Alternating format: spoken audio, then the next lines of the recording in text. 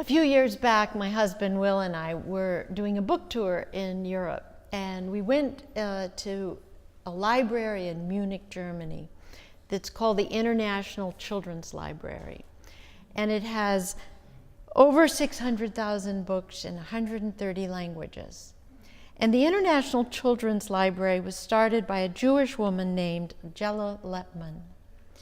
After I returned home, I found her autobiography called A Bridge of Children's Books.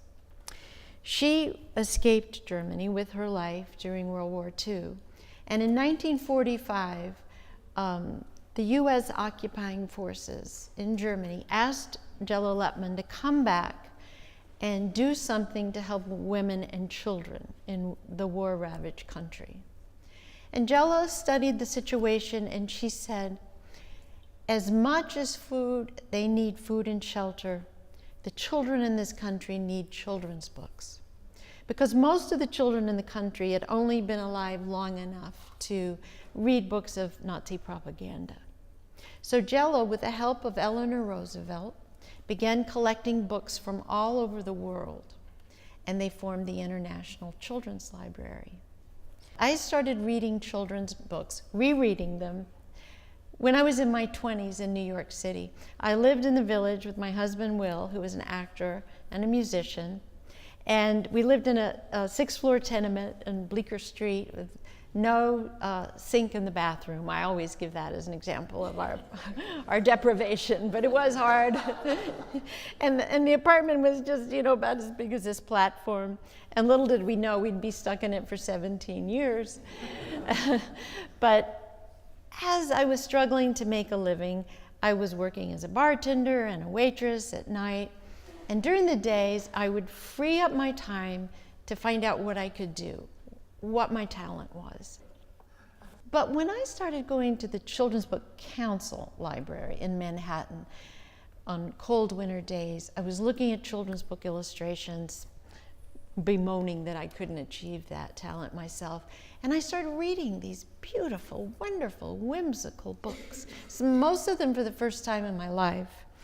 The wonderful books of Arnold Lobel, Frog and Toad, Mouse Tales, Al at Home. Living in the gritty 1970s New York City, these books gave me great joy for small things that they made luminous. In Al at Home, Al, the character, wants to make tear-water tea, so he sits around thinking of things that make him sad, like chairs with broken legs, pencils too short for use, spoons fallen behind the stove, beautiful mornings that people have slept through. Lobel makes the ordinary extraordinary. And so does Laura Ingalls Wilder, and I reread all the Little House on the Prairie books. I found that her descriptions of household things and nature were as beautiful as a still life by Chardin or Ennis. She writes in The Long Winter, at supper time the light shone through the clear glass onto the red check tablecloth and the white biscuits, the warmed up potatoes, and the platter of salt pork. I don't know why, that just brought me great joy to read that. Or Farmer Boy, the air was still as ice and the twigs were snapping in the cold. A gray light came from the snow, but shadows were gathering in the woods. When I read these books and others like them, I began to pay more attention to the slant of light and to nature in the park and between the cracks in the sidewalk. And I got all these nature guides, and I was identifying little wildflowers and in scrub areas, and I was going around in Central Park naming all the trees, and I was keeping a file box of index cards. I used to pack the cards in my back pocket and walk through Manhattan and just scribble things down that I observed and let them take on this kind of extraordinariness that I had read in children's books. I was somebody who I like to say was waiting all my life to keep index cards.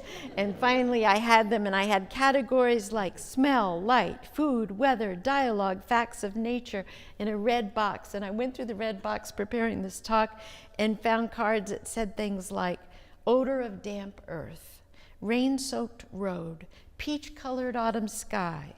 If a shrew goes 3 hours without eating, it will die. I haven't used that one yet. But I found character details in children's books, and I put them in my cards too.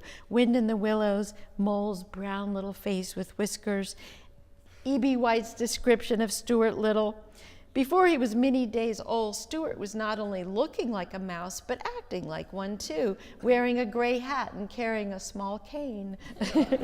That would just make my day, to read a detail like that. The Sufi poet Rumi says in a beautiful poem, God's joy moves from unmarked box to unmarked box, from cell to cell, as rainwater down into a flower bed, as roses up from the ground. Now it looks like a plate of rice and fish, now a cliff covered with vines, now a horse being saddled. It hides within these, and one day cracks them open. And these details were cracking open in my heart and in my mind, and they were building a gathering force in me to write my own children's book. So I went up to our roof, and I would take a director's chair and I would scribble on a pad, and I began to write a story about a girl who was 12 years old and lived in the South. It was very semi-autobiographical, but every night I would read my rough writing to Will, and he would encourage me, and he would edit me, and he would say, bring me more tomorrow. And the next day, and the next day, and the next day, and suddenly I had a book. And I had to rewrite that whole first draft before Dial Press published it. But once I was settled in a publishing house, I really went crazy finding the details. It just exploded. My index cards, I found the DNA, I call it, of stories everywhere. I published a number of YAs after that. I would get an idea from a friend's drawing his child's drawing on a wall, and I knew the friend was mentally ill, and I was trying to picture what the child was going through, and I got my second book. My third book came from Will's relatives in the mountains of North Carolina, sitting and listening to them talk and running into the bathroom and jotting down their dialogue and my index cards, and out of that just blossomed a book called Best Wishes, Joe Brady. I was writing all kinds of books. Pretty soon I was doing books of mythology and folklore and fairy tales.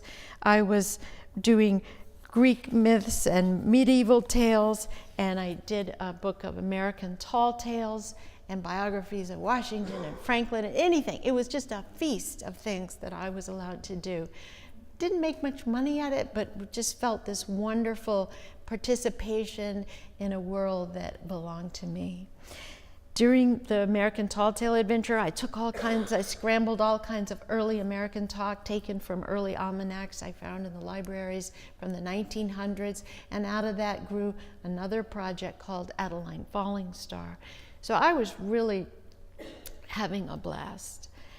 And then Random House calls me, and they knew of all my work, and they said, come in, talk to us. We want to talk about you writing a series. And at first I resisted the idea because I didn't want to do the same thing over and over. But then I thought, well, what if I make it time travel, and I do this, and I do a different culture, a different place with every book, learn new things, and you'll never be the same. So I wrote 4 books. But they were mass market books, and they made a little more money than all the other nice trade books, and that's why I thought I was doing it. And I was going to rush back to my other more artistic work. And then something happened that had never happened to me before in my 10 years at that time of writing. Children started to write me letters. And that was life-changing. And teachers wrote me, and the parents wrote me. But I was targeting the 7- and 8-year-olds. And if you don't know this, and you probably do, there's nothing sweeter on the planet than a 7 or an 8-year-old. They are, in the words of the writer Robert McFarlane, innocent of eye and at ease with wonder.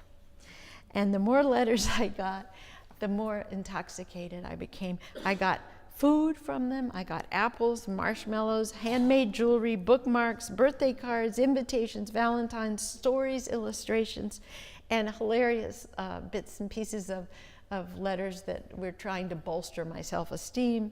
One girl wrote, I've kept a bunch of these letters, your books are the best in the whole entire world. You are a star. Yes, you are a genius of tomorrow.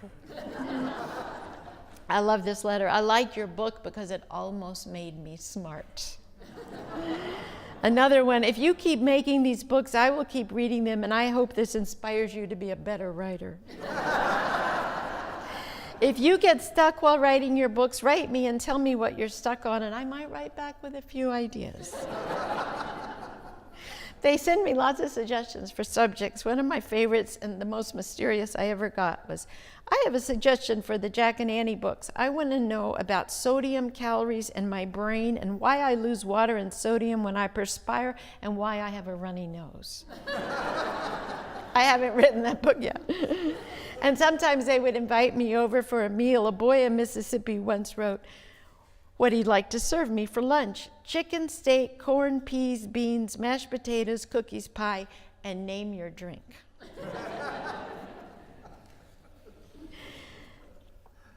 I also began to find out just how heroic these children were. Because of the Magic Tree House, which I kept writing and kept writing and kept writing and kept writing, I had the privilege of visiting children in all sorts of traumatic situations. Right after Katrina, I was down in New Orleans talking to school kids.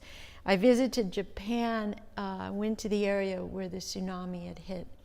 I went to schools in Lower Manhattan the week of 9/11, and again, it was just so moving to be with these children who were just within close distance of the towers.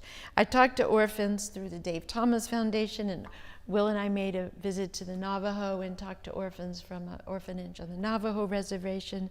I've met hundreds of kids in special ed classes with dyslexia and deafness and autism, and thousands of kids who have no books in schools or homes, who walk through dangerous streets and enter squalid homes with no loving parents waiting to greet them. And I've met a number of children who have no homes at all. And the most amazing thing with all of these encounters is that the children work harder to comfort me than I have to work to comfort them. They are open and they're honest.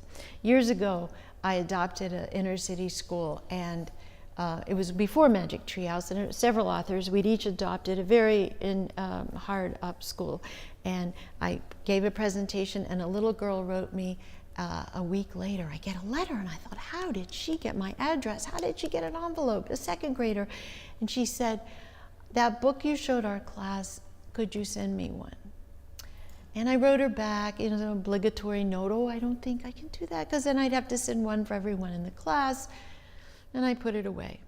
And then a week later, I went to sign books on the Upper East Side, and the kids, and I was glad for them, but they came through with blank checks. It was a book fair, and so I was signing, kids were buying $100 worth of books.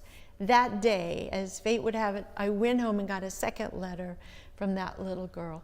And she says, I figure out how you can do it. Send it to my home, and I don't tell nobody, I promise. Of course, I sent it. But what I grieved about was I couldn't give a book to every kid in her class. That's what sorrows me today. So Magic Tree House has given us so much advantages and prosperity and privilege that we formed a group to give away Magic Tree House books to Title I schools anywhere in America who can't afford them. And we've had this amazing time. We went to Newark and gave a set of 28, the first 28, to every single second grader in Newark. And we had a big Magic Tree House bus that toured around Newark, and we got off, and the kids were waiting outside their schools with balloons and signs, and they'd pile on in this giant hug fest. And it was a spectacular experience. When I wrote to the schools and I said, could I have any feedback on the books or the giving or anything that happened in the classroom, I didn't get one answer. And we sent several emails to these schools, and we realized that we hadn't done it in real connection with the schools. And Newark has huge political problems with their schools. So next month we're doing the same thing, but in Trenton. And this time we're working with the schools, and we're working with the superintendent of the schools and the mayor of Trenton, and we're going to launch a big giveaway in concert with a lot of other forces. So over the next year with the second grade, we can track how helpful it is. And the rule is, these are your books, and you take them home and you share them with your parents, and you share them with your younger brothers and sisters and with your neighbors, and you read to people, because you can read. And you read them to others, even if you're just 7 or 8 years old. And that's a way you can build a little bit of community in neighborhoods that don't have books. First Book Organization did a survey in 300 homes in underserved areas. There might be 1 or 2 books out of all of them. So First Book does that. We work in concert with them because they do our delivery of where we want these books sent. And they're a great organization in Washington, D.C. But at the same time, and this relates to the Berkshires because we have a team up here, we're doing plays of Magic Tree House that are being done in schools. We also do individual grants. If you know someone who's teaching at a Title I school and wants some books, we've given away over 3,000 individual grants to teachers in classrooms who write us and just say in one page what they would like the books for. So this is an ongoing thing that's building and building, and we try to keep it within our control so it's not too big, but it's a way for us to be involved with all these children that we think are so special. So after 35 years of writing children's books, I've really found it only partly a way to make a living. Most importantly, it's a way of looking at the world, of seeing the world more deeply with love and attention, and taking the hands of children and asking them to travel over the bridge of children's books with me. As Jella Lutman knew, a bridge of children's books can link us not only to the moral imagination, but in her words, to a deeper reality where joy and renewal are found. Thank you.